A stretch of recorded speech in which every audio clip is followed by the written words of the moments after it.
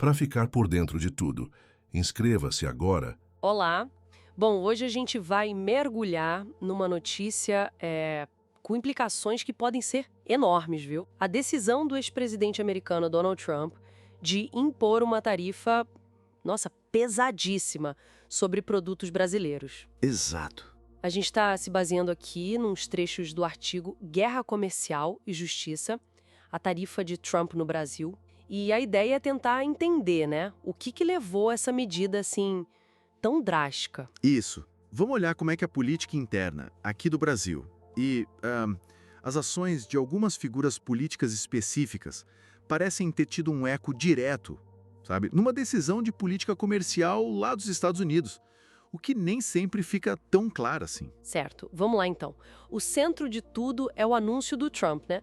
Uma tarifa de 50%. 50? Sobre todas as importações vindas do Brasil. Todas. E com data para começar, 1º de agosto.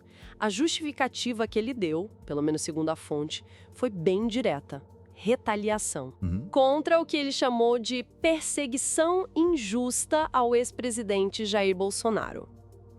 Olha, 50% sobre tudo é um impacto gigante, né? Sem dúvida, é muito alto. E o que deixa essa história, assim, particularmente intrigante, como a fonte mostra bem, é a conexão disso com as idas e vindas do filho do ex-presidente, o deputado federal Eduardo Bolsonaro. Ah, sim. O artigo fala que, desde março, ele andou tendo mais encontros lá em Washington, especificamente na Casa Branca. Encontros na Casa Branca? E a fonte dá alguma ideia do que exatamente ele estava falando lá? Ou, tipo, para quem ele estava levando essa mensagem de perseguição? Olha, o que a fonte indica é que o objetivo principal dele era, assim, alertar as autoridades americanas sobre um suposto plano que estaria em andamento, liderado pelo ministro Alexandre de Moraes, do STF. Certo, do Supremo. Isso, para prender ele e o pai.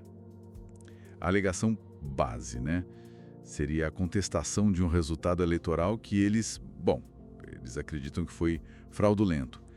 O artigo até menciona que o Eduardo Bolsonaro pediu, mesmo formalmente, sanções americanas, só que direcionadas, contra o ministro Moraes especificamente. O ministro que conduz os inquéritos envolvendo o pai, né? O Jair Bolsonaro. Exatamente, esse mesmo. E aí que a coisa fica bem interessante, né?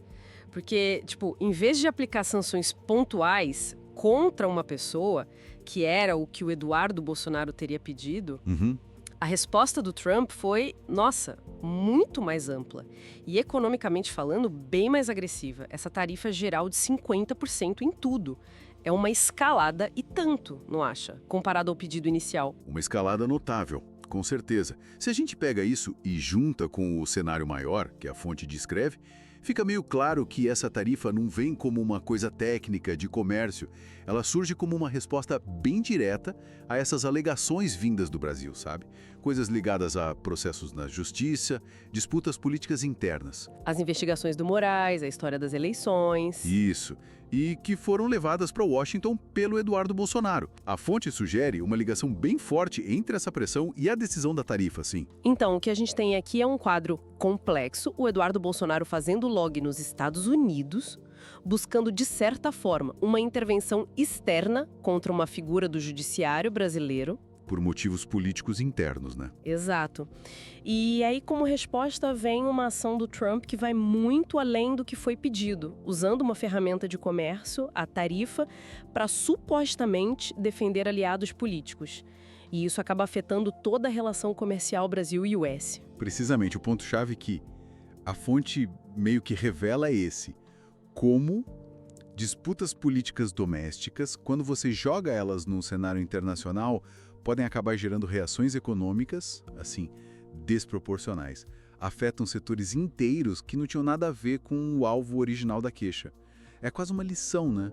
Sobre os riscos de misturar queixa política interna com diplomacia econômica. Uma dinâmica bem delicada, é verdade, e com consequências que podem ser vastas. E isso, isso deixa a gente com uma reflexão importante, né?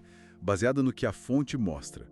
Se o pedido inicial era focado em sanções contra um indivíduo, qual seria o cálculo estratégico por trás dessa escolha? De optar por uma tarifa econômica tão ampla? Seria só para mostrar força? Ou talvez um erro de cálculo?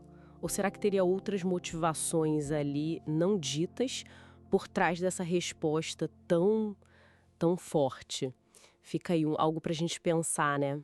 Sobre essas interseções complicadas entre política e economia global.